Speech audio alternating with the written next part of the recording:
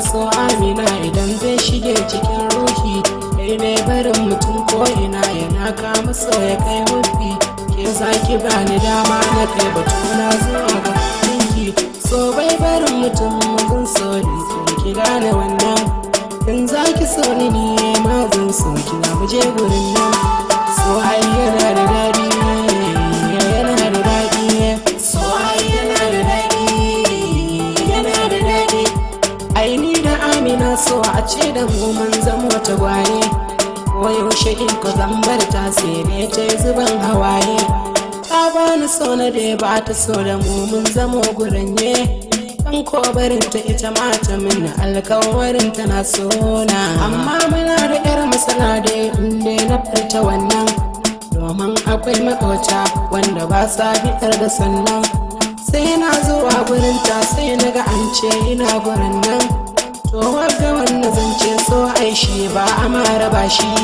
So yana da daɗi, yana da daɗi. Sako nake bukata yau dai Amina ki ji ni. An baki yan bayanin soyayya karki ya guje ni.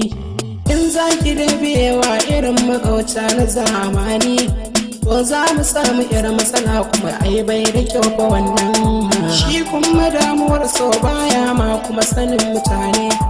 Ko ma cikin rawa ko adaji zai dai ya marka raune. Sai an bi son ka kai niyan wani mugun nufi na yane.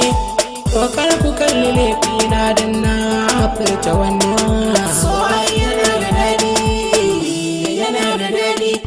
Dan Allah agaji za a yi akan so na Amina ta. Inda batu ake gaskiya ta zamto min jarumata. In babu ita to ku sani ma zan rasa rayuwata. Ita ce nake gani a gabana ta zama jinin jikina. Dan dawo zo mu zauna, dan dawo zo mu zauna, dan dawo zo mu zauna, dan dawo zo mu zauna.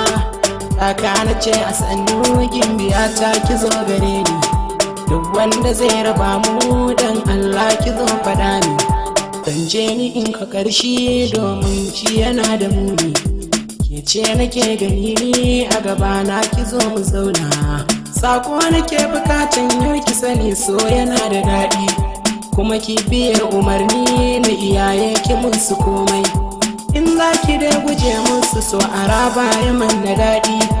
Ni kuma rake nake son in rayuwa har ƙarshen rayuwata. Dan dawo zo mu zauna, dan dawo zo mu zauna, dan dawo zo mu zauna, dan dawo zo mu zauna. Ina son ki jarumata, ina son ki gimbiyata, ina son ki sahibata, ina son ki kebanata. Ni dai na ce da ke ne zan kare rayuwata. Komai ruwa da iska ni zan tsare nufinki.